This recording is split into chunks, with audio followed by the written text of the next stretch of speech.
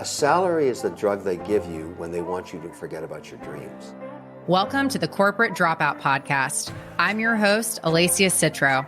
After a successful career in tech, suffering from burnout, stress, and anxiety, I walked away from a multiple six-figure career to chase my passions and purpose as a coach and entrepreneur. This show is going to inspire, equip, and empower you to do the same. Let's get it. As a former Salesforce employee, I can tell you with confidence that every successful business uses a CRM tool. Why should yours be any different? Whether you're an entrepreneur, network marketer, or realtor, you need a way to keep track of your outreach to team members, prospects, and customers. Enter the 90-Day Habits Journal. Created by top network marketing leaders, the 90-Day Cycle to New Habits Journal is a great way to cultivate a winning mindset each day and track your activity.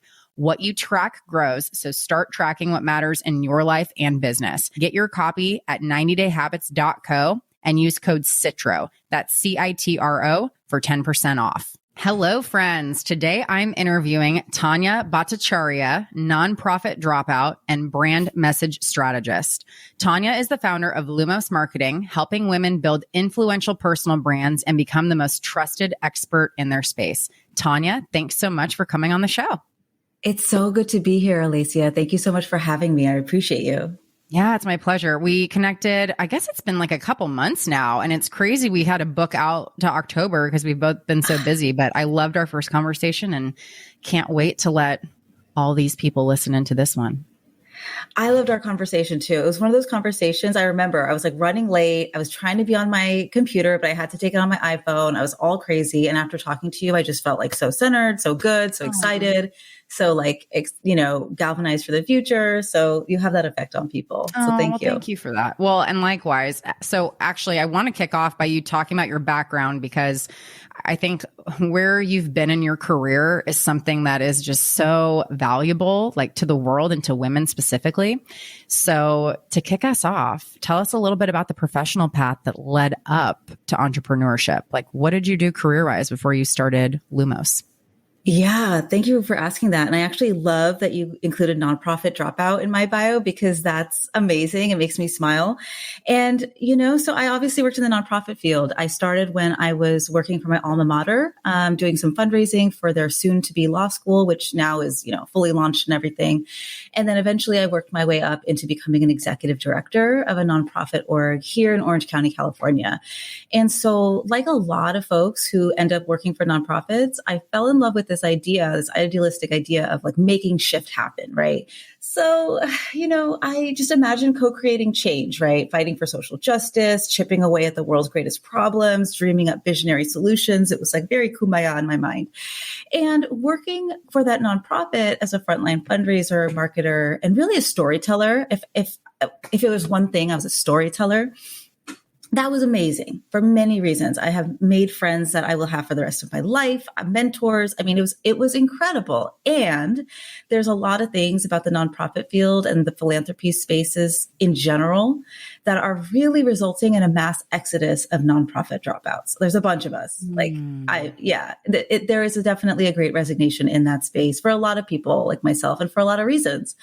And I think that one of the big reasons, the big problem, like at a macro level, is that those who are really working and living in the trenches of that work, who are closest to the world's most pressing problems, they are actually the ones who have the solutions, right? But they're just not always at the table, whether that's the funding table, the public policy table, the executive table. And I just want to share a little bit about kind of like some of the things I've been reflecting on since leaving. Because I think when you're in it, it's hard to see when you're so entrenched in it. But once you zoom out a little bit, I have really seen that big philanthropy, like as it currently exists, it resembles banks more than the kind of the rosy picture we have of philanthropy, right? In the way that they hoard their wealth.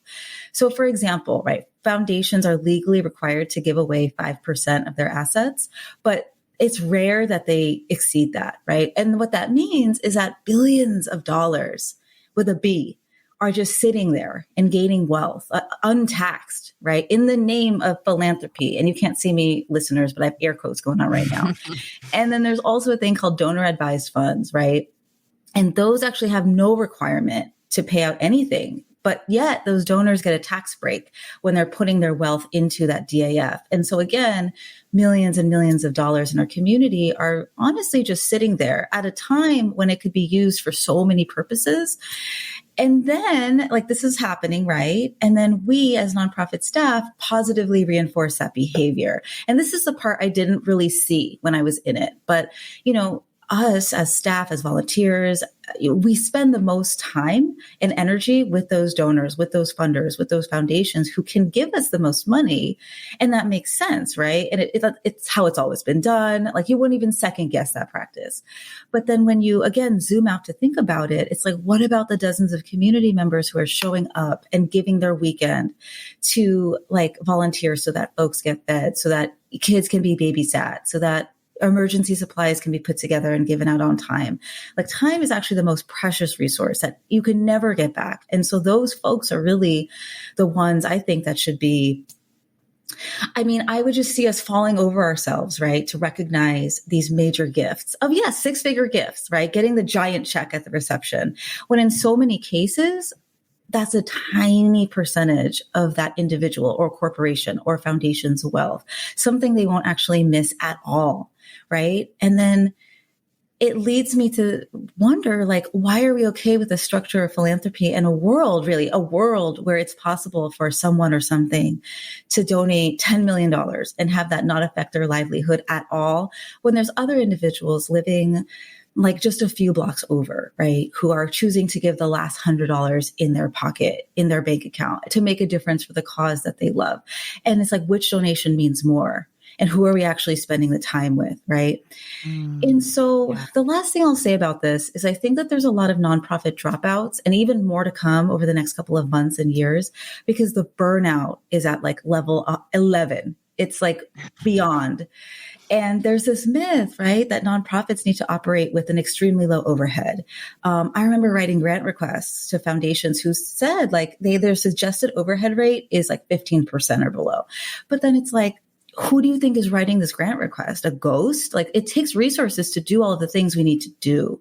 And so I'm just like curious, like, have you ever decided to buy a car or buy a home or really anything at all and made that decision on what that overhead rate was? You don't. Right. So if anything, if you are making that decision, like that overhead should be high and healthy so that I know that that organization has a sustainable and healthy foundation and staff that are taken care of so they can actually do the hard work of, in the cases before of engineering a car, of building a home, or in this case, really affecting that transformative change in our community, right? So there's that. And there's so much more that I didn't even go into, like bias against fundraisers from marginalized communities and the savior complex that sometimes exists in institutions. I mean, that's not even what this episode's about. But and there are organizations that do this work really well, like community-centered fundraising, and they're transforming the field from the inside, right? But I actually decided that my highest and best purpose was actually to probably leave the field and try to do my piece of this kind of work from the outside and start my own business. I'm ruminating on the burnout piece, that it's at a level 11. I got to ask you before we move on to the next question. Do you think that's because people in the nonprofit space tend to have huge hearts, and it's probably pretty painful to not be making what you should be? Nonprofit employees don't get paid that well, typically, right? And to also not see the change being affected. Do you think that's why there's this mass exodus? Oh, 100%. 100%. We have huge hearts. And I've had a lot of conversations with friends and client friends about this. And there's examples that they've shared where it's like, yes, they could hold their boundary and go home at 5 p.m. to their family. Or there's literally, like, let's say in this one case I'm thinking of, like a veteran at their door trying to get this application through. And if they don't stay, that veteran is not going to have a place to stay, that night. And so of course we stay. Of course we do the work. Of course we stay until we, neglect our families and do all the things we need to do for the mission because we are so heart-centered. But at the end of the day, when we burn out and we can't do the work at all, I mean, who is that really going to serve? Totally. And I love the fact that you pivoted to become an entrepreneur and used the skills, which I'm going to ask you about in just a second, from that experience to now go and affect more change. And also, like, I'm actually going to be doing a money mindset series because I think that this is such an important topic, especially among women, because, you know, for millennia, none of us had any money, right? Like many of us might be the first generation of income earners, right?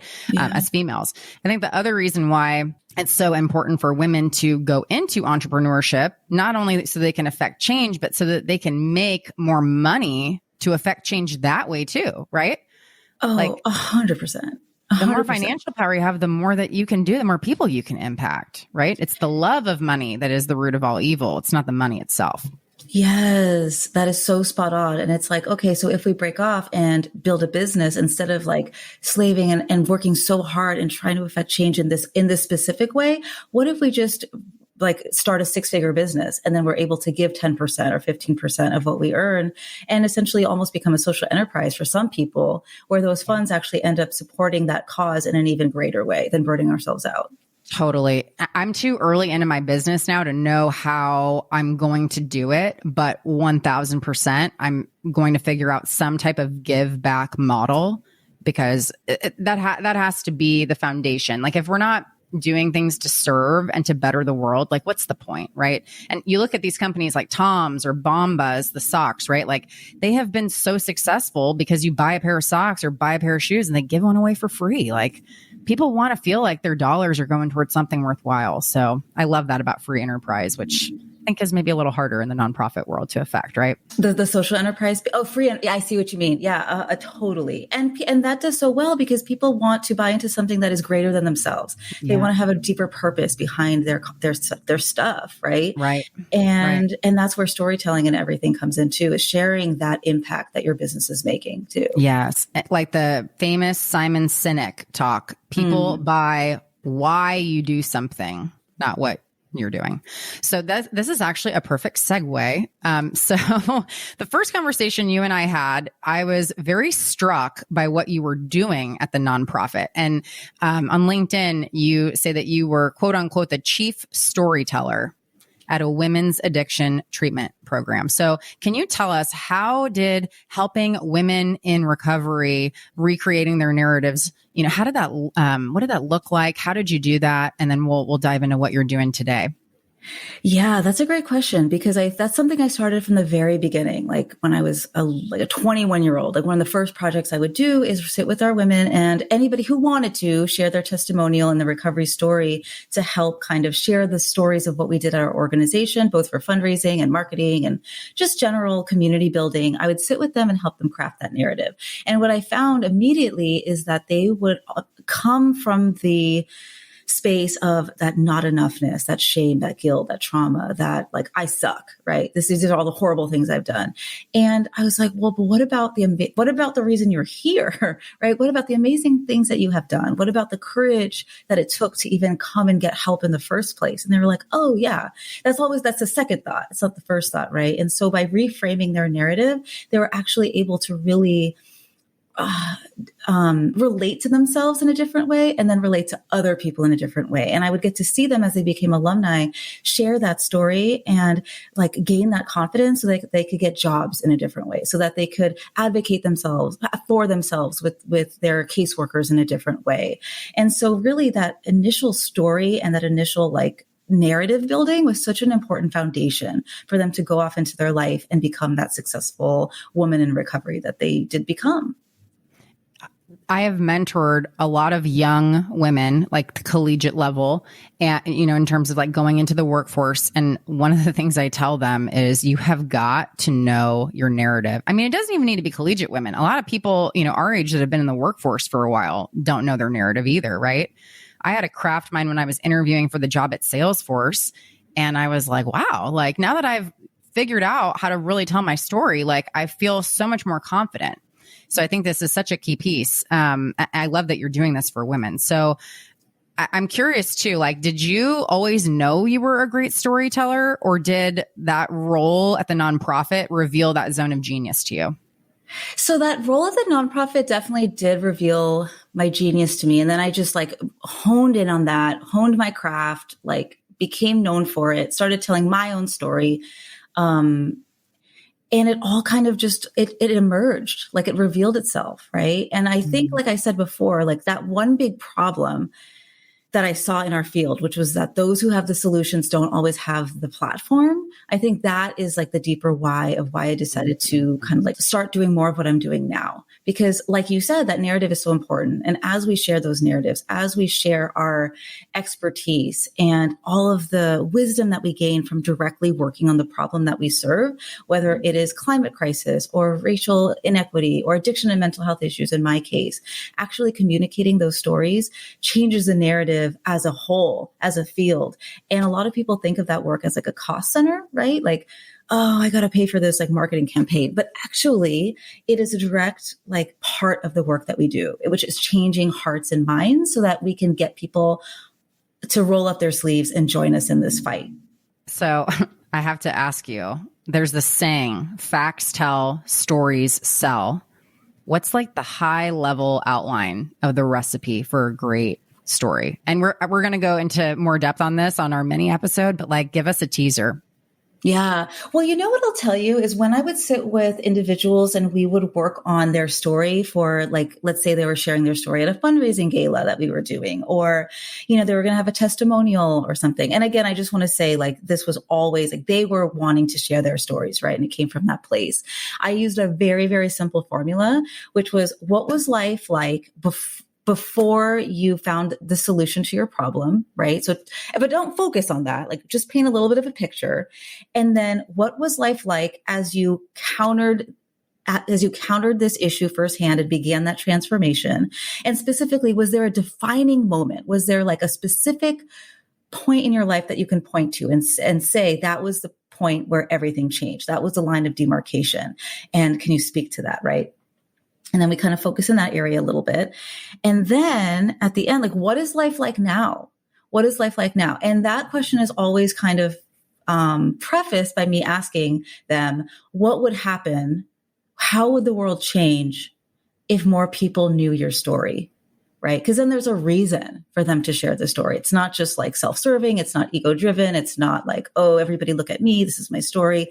There's a purpose to the story. And it's, again, changing hearts and minds. Yes. And the why that makes you cry, like there has to be a why behind it. And it has to be something that's deep. And if you feel like your why is not deep, like keep peeling back the onion and like, you'll get to the depth, right? Yes. Yes. There's always a why. You can always go deeper until you find that thing that the why that makes you cry. I haven't heard that. And I'm honestly going to steal that. That is so good. Oh, I didn't come up with it either. I don't remember where I heard it, or I would happily credit them, but feel free. Yeah. I mean, it's spot on. Right.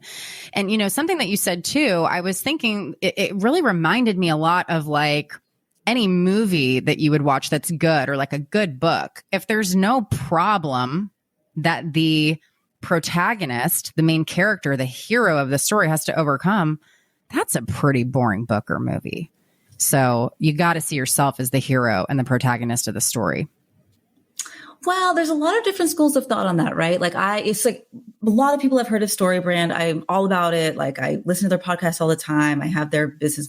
They're amazing, right? They're amazing. And their thing is like that the person, the hero in the story is actually the individual who's going through this, like it's your customer. It's your customer. It's your donor. Oh. It's your client. It's your audience member. But you are actually the guide, right? And I really clung to that because I love that. It's like you're Yoda and the client is Luke Skywalker, right? You're Dumbledore and the client or the audience member is Harry Potter. So it's like, do you really want to be Harry Potter? He's kind of like Bumble. He's kind of like he's not my favorite character. Okay. I know he's the main character. He's not my favorite character. He's a little moody. He's a little like he would not get anything done without without Hermione and Ron and with Dumbledore, right? Dumbledore is the guide. And so that's actually the character you want to play is that guide.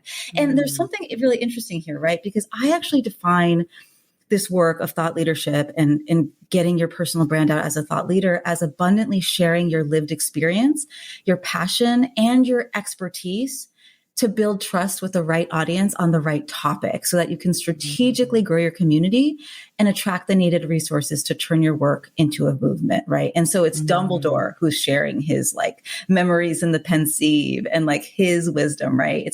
He's the guide. He's the guide. That is such an interesting reframe. So like the way that my brain's sort of processing this, because you're making such a good point. I kind of feel like there's two like storylines that are running in parallel, right? Like there's the storyline in terms of your business and what you're offering and providing as like that Sherpa or Yoda. But then there's like our own, what's happening like in our personal life, like the hardship, the, maybe like anxiety, like whatever it is that you're going through. Maybe that's where you're the hero so that you can be the guide. That is a really good point. Because I think, we talk about the why. That's so important. That's like your vision. We talk about the how, which I think is your mission. That's how you're actually doing this work.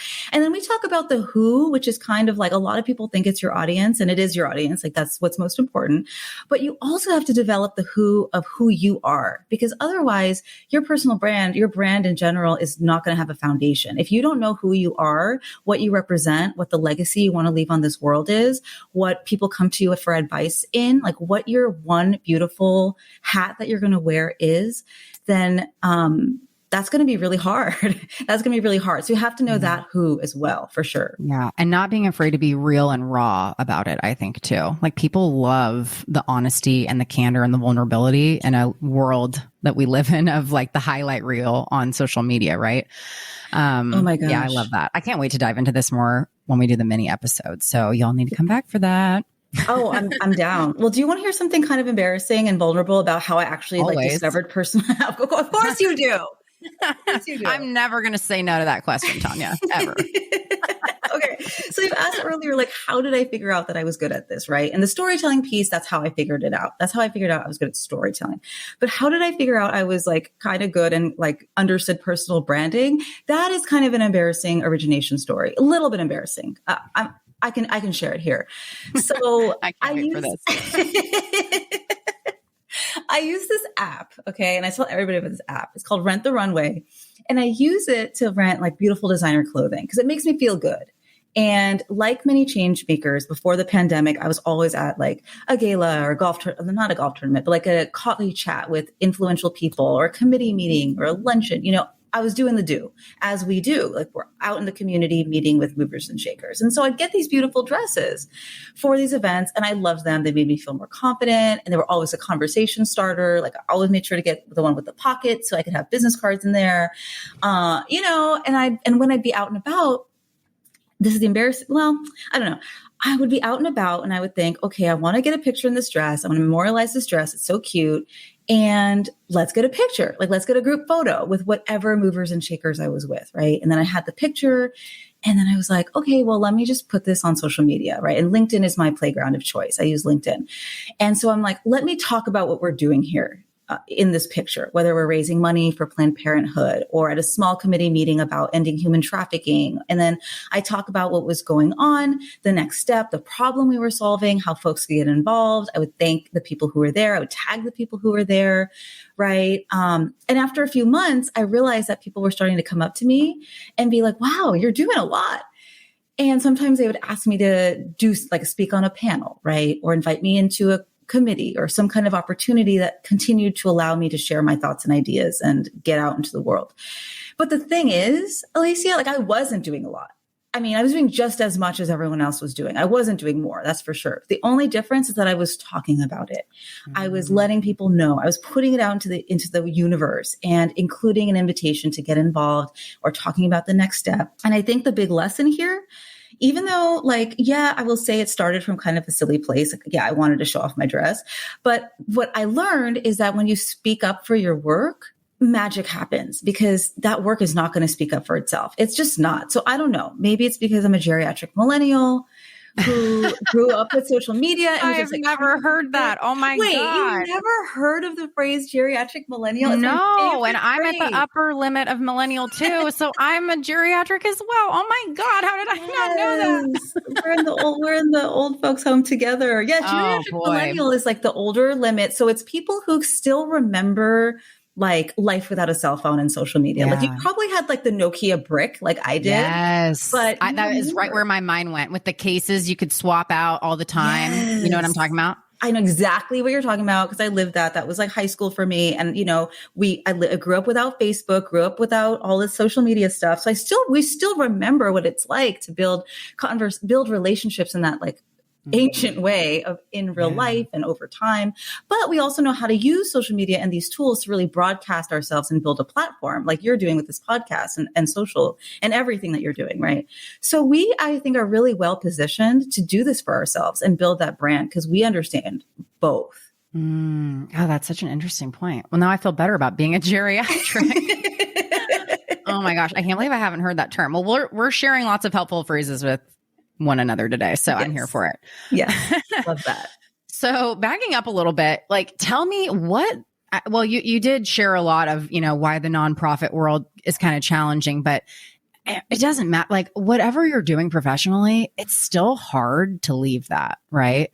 Like I was ready to go. I was so out of alignment, but it was still scary. So like, how did you get the conviction? Like what pushed you off the cliff into full on entrepreneurship and founding Lumos? Yeah, that's a great question. Well, one thing I'll say is I was at my previous role for 12 years. And I think that when you're at a place for so long, I think you kind of know when it's time. Like people say, like when you meet the one, like, you know, it's the one. And that's what happened to me when I met my husband for the first time.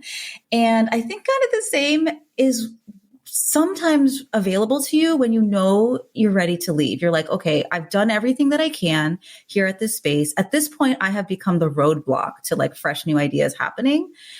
So let me like move aside and let somebody come in and take this to the next level. Right. And, I think that we all start businesses because like you were saying earlier, it's one venue and one avenue that we have to take a problem that we've identified in the community that we're close to or that we come from. And we have an idea of how we uniquely can solve it because we have either done that for ourselves already or just have a unique skill set in that space.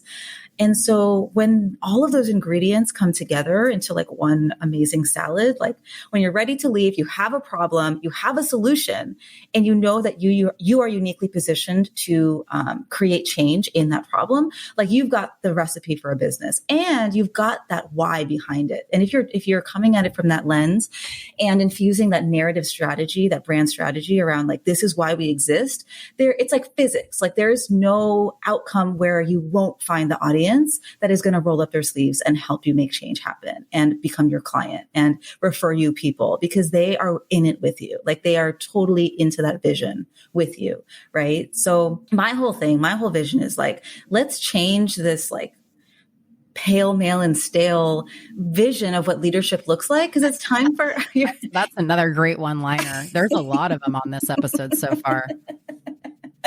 I didn't mean to interject, but like I couldn't help it. Pale, male, and stale. Pale, male, and stale, and that's the norm. That's what we see when we look up and we see who are in those leadership roles. And it's well past time to change the voice of who gets to make change happen. Right. Yeah. Yeah. And so you're equipping women with the narrative and the tools to be able to either build their own table, as I saw you say on LinkedIn, or get a seat at the one that's there already.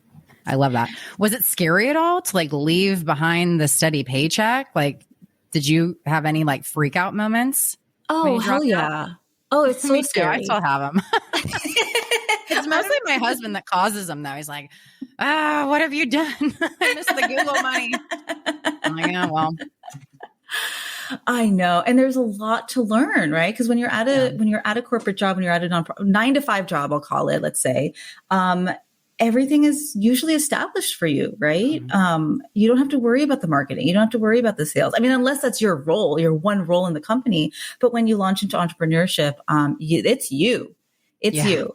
And so that's kind of, it's this first year, because I started my business in January and we're recording this in mid-October. This first year has been, such a roller coaster, right? Such a roller coaster, really, really high highs, really low lows. And I think what makes it all possible is having a really solid group of like business besties, right? Community that you can go to and be like, this is happening. Is this normal? Did this ever happen to you? How did you deal with it? And I am very grateful to have found that community. It's so crucial. I think especially for women in business, because a lot of us are like figuring that like what's that saying? Like you're building the plane while it's flying. Oh yeah. Like I feel that way a lot. So it's really helpful to meet people like you that I can connect with and like commiserate on it, you know? I feel that way all the time. And that's why I think it's so important to be vulnerable and authentic about your learning experiences, like on social media, because it does become somewhat of a highlight reel. And that's one way to play it, right? But I have found the most engagement when I actually share like, okay, this is something that I learned like in a really bitter lesson, and just get vulnerable and really share those stories of not what's going perfectly, but what's actually not going so great, because that's what we all learn from. That's what we all grow from. That's what makes us stronger and better. And I also think it makes people trust you more. Oh, for sure. For sure. Like, trust. That's crucial if you're an entrepreneur, right? Absolutely. Or really in anything, but especially when you have your own business. So let's talk more about the focus of your business. So your sole focus, I love, it is to help purpose-driven women grow their authority and visibility. So important, given this huge gap that we have to bridge. I was just on an interview before this, by the way, and I asked him, do you know what year was the first year in the United States that a woman could take out a business loan without a cosigner? Do you know this little tidbit? Oh my gosh. Well, I listened to that episode of your podcast and it was like it was like the 60s or something, or the 70s or 80s. It was really 80s. recent. 80s. Oh my gosh. 1988. So there's the wage gap, which everyone talks about, but there's also like a business knowledge gap because I was born before 1988. Like so in my lifetime, because we're geriatric millennials. Yeah. Right. I know we've already given up our age, right? Yeah. So tell us, like, how are you helping women to step into this place of authority and visibility? And where are you encouraging your clients to do this, by the way? Yeah. It's a two-part question. Yes. I'll start with the first part, right? Because I think that there's three big barriers that stop us, especially women, especially purpose-driven women who are in the social impact space, from growing a personal brand, right? And I love alliteration, so they all start with S, okay? So the first one is strategy. And that one's the easiest barrier to get over because you can literally buy a book and teach yourself personal branding strategy. It's not rocket science. That being said, it can be hard because the second S, the second barrier is schedule. We all are multitaskers, hypertaskers. We wear all the hats. We are, jack of all trades. And we have to be to a certain extent, because we are busy women and we're doing a lot, both at work and at home and, taking care of elderly parents, taking care of kids. In my case, that kid has fur and has 4 paws, but we have a lot going on. And so how do you find this time in your schedule to like really build that community, to write your content, to show up, to, do all of that stuff? I mean, for some people, it's laughable to think at the end of their day that starts at 6 a.m, ends at 10 p.m, they're going to like show up on LinkedIn and write a thing. So schedule is definitely a big barrier. But the barrier that I kind of live in, and that is directly tied to kind of my purpose and my why, is those self-limiting beliefs. And I have found that tends to be the biggest barrier, whether people realize it or not. They might say, oh, I don't have time, but you make time for what you decide to make time for, right? Mm-hmm. Or, oh, I have no idea what to do. Well, Google it, Google personal branding strategy, right? It's really the fact that it is very scary to show up. Still for me, and this is like what I do all day, every day. It is scary. And I've talked to so many women who like write out a whole thoughtful thing about the work that they're doing and how people can get involved.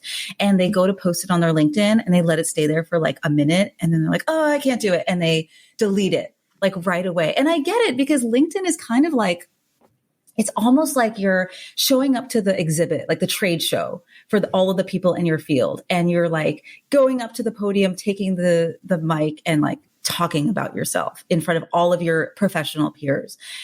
And that's a scary thing to do, right? That's a scary thing to do. And so this thing called imposter syndrome, maybe I'll go into that. Yeah, I was going to ask you about that. Yeah. You have like the phrase in your headlines, badass.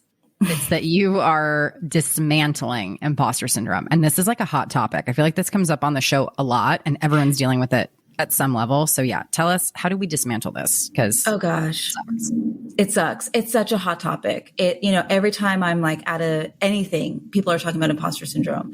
And what I want to say about that first, before I even talk about how to like dismantle it, is it is oftentimes framed as something that is wrong with us. That is something that we need to fix, right? And when we talk about people who have fessed up to experiencing imposter syndrome, like Sonia Sotomayor or Michelle Obama, right? They talk about this. We celebrate their individual resilience in navigating the old boys club, rightfully so, like we should celebrate them, and fighting for their place at the table.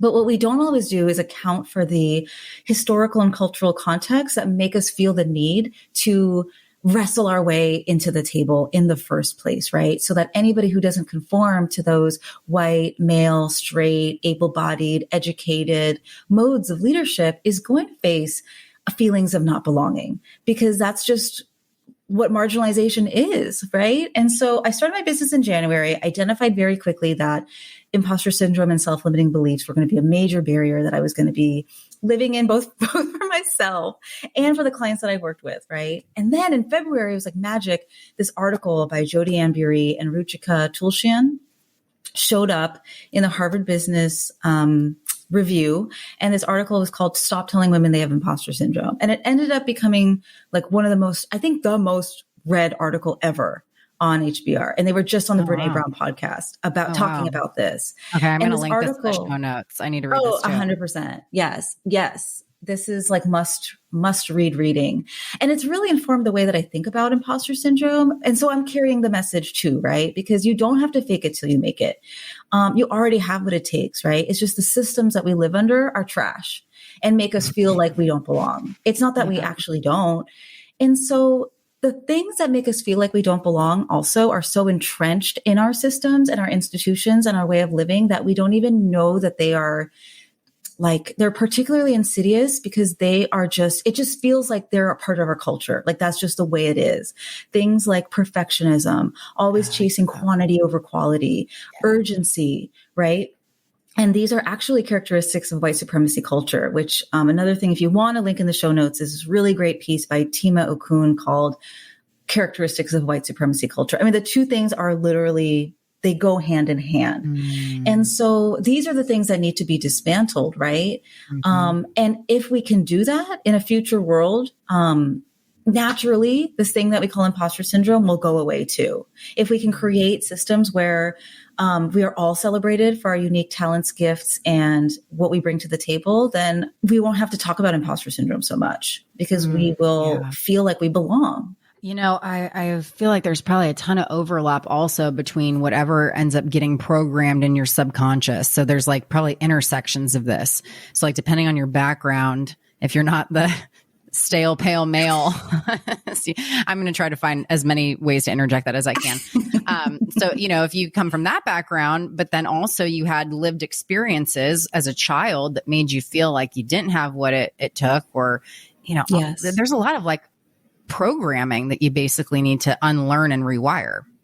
Yes, 100%. Class definitely goes into this as one of those areas where bias shows up. And there's a great deal of unlearning and detraining almost that we have to do, because we weren't born feeling like we didn't belong. Like we showed up like, hell yeah, like let's do this, right? Yeah. And then over time we were trained into getting quiet, getting small, shrinking ourselves so that other people could be comfortable, right? And so that's something we have to actively and almost on a daily basis, like untrain ourselves out of.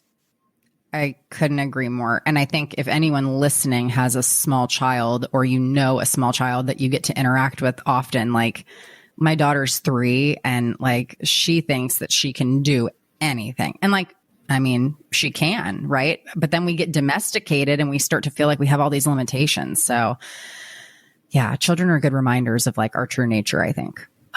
So true. So true. That's spot on. Yeah. It makes up for like the not fun parts of having a almost 3-year-old. But anyway. There's a lot of those lately. So I wanted to ask you too, like you're really encouraging people to show up on LinkedIn. And actually the episode that'll drop, I think it's the week before this, is with Dr. Melissa Hinault. She teaches how to prospect on LinkedIn and how to, build a brand on there. And she talks about LinkedIn being this blue ocean. So, in addition to LinkedIn not being as saturated as a lot of these other platforms, why is LinkedIn, as you said, the playground of choice? Yeah, I mean, that's amazing because it definitely is an unsaturated space. But a couple of other reasons why I think LinkedIn is like the best playground that anybody who is really like affecting change, who's in the social impact space, who's making a difference on the world, why they should use it, right? Is like, let's say you post a picture. Earlier I shared the story of how I would like be in my cute dress and then share a picture of me and this like really game-changing committee that was doing huge work here in our community. So let's say I posted the picture and tagged those people, and I tagged somebody who was very well connected.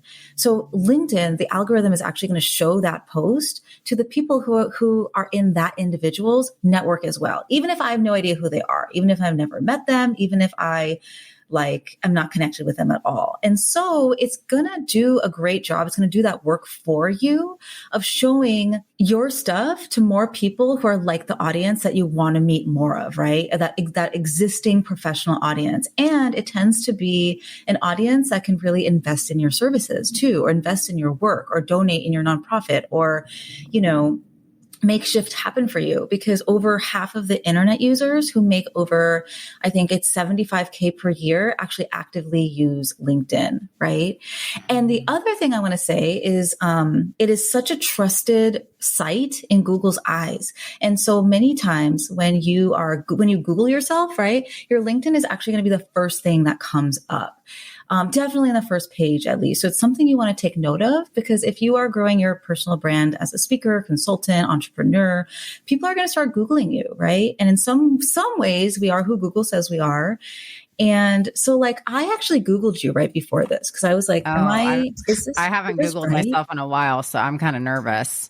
No, it's all good. It's all good stuff. Like college pictures from Facebook. Us geriatric millennials were posting pictures doing keg stands before we knew better. Oh my God, I know. Before we knew better, that was so bad. I think I've cleaned all that up by now. But you know what? The first thing that pops up when I Google your name is your LinkedIn. It's your LinkedIn. And then it's your Medium. And then it's Pinterest, Instagram. And then it's a bunch of pictures of you. And then it's your Facebook. And then it's stuff about your podcast. So it goes on, right?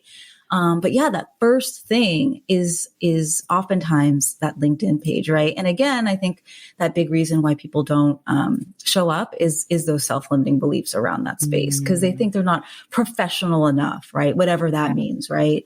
And it's just that itty bitty shitty committee that loves to show up and protect you. God, Tania, the one-liners, we got to get dinner, by the way. Let's do it. Yeah. I mean, this is the itty bitty shitty committee. That's amazing. Oh my gosh. It gets so loud. And you know what? I have a lot of grace and heart for my itty bitty shitty committee, because really what it's trying to do is protect me. It's trying to protect me from stumbling and falling and hurting myself. But we're grown now. We're geriatric millennials. We don't need this chaperone following us around and trying to protect us. We have what it takes, right? We have what it takes. Well, and something that I recently learned, I've been diving more into neuroscience, and I think knowing the why behind why your brain does a certain thing helps you to override it if you want to. So the thing I just learned, and I'm not going to use proper terminology here because I'd be over my skis, but basically you've got your reptilian primal brain. That's the oldest part of the brain. Then the second layer of it is what's all concerned about love and connection. And the purpose of that was to keep us from basically being kicked out of the tribe. Yes. Because from an evolution standpoint, if you get kicked out of the tribe and you're alone in the wilderness, SOL. Yeah, you're going to die. So your brain, when it's telling you, when the itty bitty shitty committee is no, you don't have what it takes. Who are you to do this podcast? Who are you to write a Medium article? No, that's your brain trying to keep you from getting kicked out of the tribe so that you don't die. But we can rationally say, yeah, that's not going to happen. So I'm going to go do it anyway. Yes. And that reptilian brain is I think the itty bitty shitty committee in a way, because it's that first immediate gut reaction of it's that reaction, right? It's that fight, flight, freeze, fawn reaction. And so the way I think of it is when I worked in the addiction treatment space, there was a comedian who was in recovery, and he would like visit, programs and do a whole recovery show or do a whole comedy show about recovery. And I'll never forget, he talks about first thought wrong, and he has like shirts that say first thought wrong. So that first thought, that immediate thought that comes into your brain, like rapid fire, is usually that fight, flight, freeze, fawn response. But it's like, okay, if you can get to the second thought, if you can like hold on long enough to get to the second thought, which I guess is where that love piece comes in, that like rationality comes in, that's the thought you can go with, right? And I think that's what that training is. Like, don't go from your reptilian brain, like wait a second and let that new way of being come in, and know that you are fully worthy of whatever it is that you're trying to do. And, I have to be honest with you, not to go on a tangent here, but I try to be really religious about meditating, and I don't get it done every day, but I just do even like a few minutes a day. I have noticed that has allowed me to take the pause so that I don't just do the first thought. Like I have time to like pause and think through it. So if anyone feels like their knee-jerk reaction, like I know it sounds cliche, but truly meditating has helped a ton. Yeah. That's awesome. That's awesome to hear that. Yeah, that mindfulness and meditation is a huge, huge part of our toolkit, right? Yeah. Yeah. But like anything, it's a muscle that we have to strengthen, and just a habit to cultivate. So, okay, I'll get off my soapbox about that. Let's move back to you. So you're coming up on a full year of having this business. So congratulations, first of all. Like, tell me, what have been the biggest lessons that you've learned in the last year? Oh my gosh. Like way more than I wanted to. Well, that's not really true. I mean, honestly, what I'll say is it's been a lot of drinking from a fire hose. Yeah. And there have been, like I said, awesome successes and challenges too. It's that roller coaster, which is again, where you learn the most. And I am actually excited because I am currently working on what I'm calling like an anti-annual report, because so many of us come out with this like glossy highlight reel of everything, that all the awesome stuff we did. And I'm not hating on that. Like, I think we have to do that. That is important. But as you might have seen, my logo and my branding really surrounds this idea of a campfire circle, that's how I'm reimagining the boardroom table, right? Because who wants to sit at a stuffy boardroom table anyway? There's only so many seats. Those in power get to decide who sit there, like blah, right? I want to be outside in a campfire circle where we get to share stories, right? Where we get to huddle together in community and where there's always room. And so I'm imagining this report of like all my fails. I'm calling it the dumpster fire report because I want to practice what I preach, right? Mm-hmm. And really show that it's okay to create a culture of celebration and celebrate the lessons, the failures, some would say, because there is never anything wasted, only stored, right? The energy from those lessons are stored, and they're going to turn into something great in the future. So like top 3 lessons, right? Top 3 things that are going to be in there. And I'll elaborate on it more in the report. But like 1, rest. Rest is best. Rest even when it seems impossible. And if you don't rest on purpose, you're going to have to rest on accident. One of my client friends, it's just going to happen. Underline that. Yeah. So I have a client friend, because whenever I work with my clients, like they just become friends, because we get really deep and we get to know like who they are, deep into their why. And so of course, like we're just going to be friends. So one of my client friends, Jillian Love, she taught me the concept of radical rest.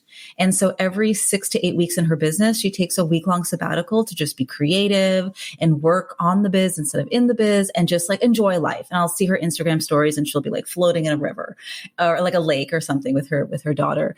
And I'm not there yet, right? But I want to be. So I want to do that. Second, what I've learned is don't work for free. Like ever, don't work for free. But free doesn't necessarily mean cash money, right? There's other ways that people can pay you.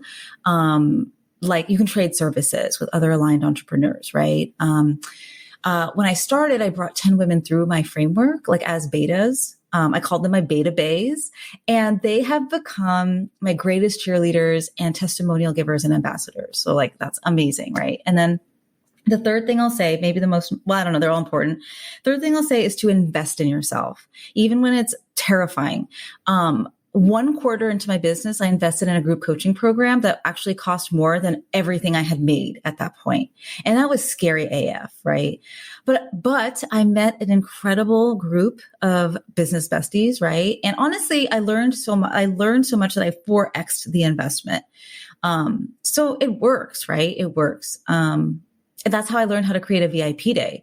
The name of the program is called Done in a Day, and it's awesome, right? So invest in yourself even when it's scary. I could not agree more with that. And thank you for calling that out. And I think sometimes too, it can be hard if you have a spouse that's a little more conservative with that. And it's like, why are you spending this? You haven't even made that much. It's like, no, like it's called investing for a reason, right? Like, but Yes. it will pay off. You can't go wrong with improving yourself, especially if networking is involved, like the business besties. I love that. That's so, so important. Okay. So, I also wanted to like segue into this VIP day piece. Like tell us about that. This is one of the coolest services that you offer, I think. So tell us more about it, how it works. And then I want to know where everyone can connect with you and work with you as well.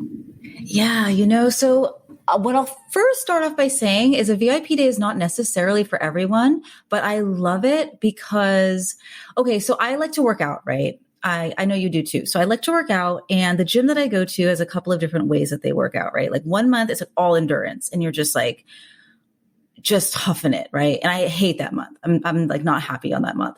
And then there's a month that's strength month where it's like you're working really, really hard for a little bit of time and then you rest like as much as you need to. And I love that month. I'm like, okay, I'm going to go every day this month. And I think that the way that I work with clients is kind of the same way. And so I was doing this 8-week thought leadership sort of accelerator. Some people would call it a mastermind. Like I said, I brought a bunch of people through it. And I kind of decided like, this is not for me. Like this is a lot of endurance. This is like running a marathon. And it's hard. And so I was like, how can I infuse this like strength mentality into this work? And so then I found this model of VIP days, which is like a sprint. It's a 1-day sprint, right? And so what I say is during this VIP day, I demystify LinkedIn for purpose-driven women so they can build a personal brand that helps them stand out as they stand up for their mission.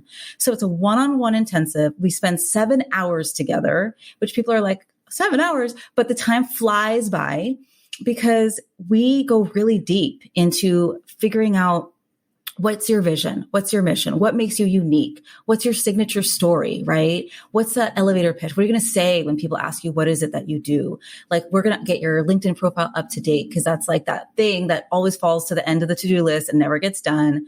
We learn how to social sell, and then I ghostwrite a quarter's worth of LinkedIn content for them so they can show up on autopilot as that approachable authority that they are and become the go-to like top of mind voice for their audience.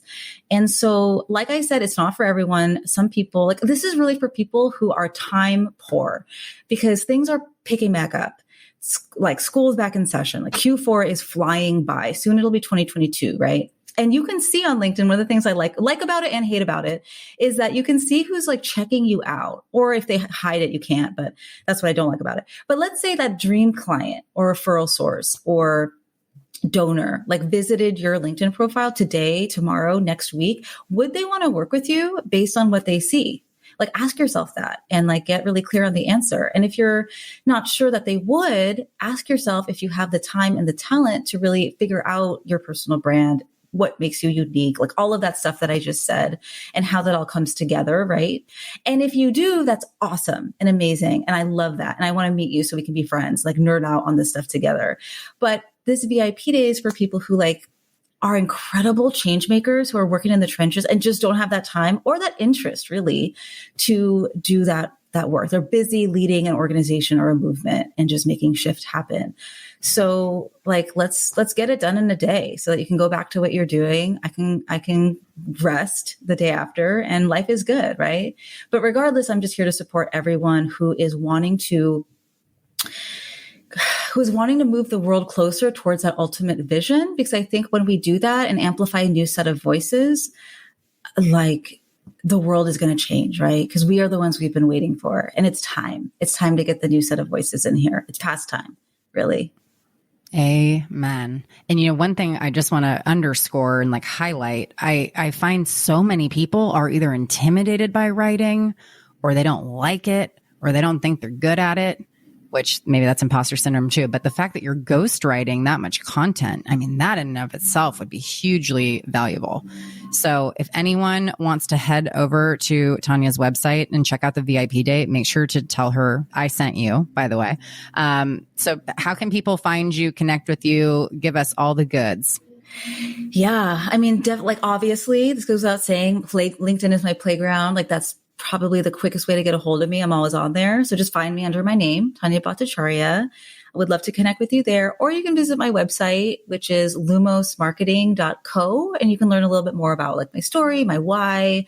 You can even see pictures of my dog on there. So yeah, lumosmarketing.co. And Lumos, just to explain that for anybody who hasn't experienced Harry Potter, Lumos is the spell for illumination, and it helps us light up our environment and get seen. And sometimes it's used to actually illuminate doorways or hidden entrances so that we can like just really do this work of making shift happen. So it's pretty magical what happens when you build a brand. Yeah, truly. Well, this has been such a pleasure. I'm excited for part 2 that we'll record right after this. So make sure to come back tomorrow and listen to that. And thank you again for coming on the show. I just love talking to you. Like I could have had this go another hour if we had the time, right? So yeah, we'll have to get dinner soon. This was just amazing. So thank you so much for coming on. I would love that. Thank you for having me. Did you know we're in the midst of the Great Resignation? 4.3 million Americans left their jobs in August without seeking a new one. If you want to become a corporate dropout like me, but you need help creating an exit plan, I can help. Whether you need corporate exit coaching, business coaching, or you're seeking help to step into the best version of yourself, I'd love to connect with you. Listeners of the Corporate Dropout podcast can book a complimentary discovery call with me. Visit alessiacitro.com/dropout. That's ALESSIACITRO.com/dropout to book your free coaching call today. Thank you so much for listening to the show. If today's episode added value to your life in some way, please subscribe, leave a 5-star review, and share it with someone who needs this. I'd love to connect with you on Instagram and hear how the show has inspired you. So tag me or slide into the DMs. Find me at Corporate Dropout Official or Alessia Citro. That's ALESSIACITRO and 2 underscores. Until next time, remember that you're a badass, stay focused, stay hungry, and dare to drop out.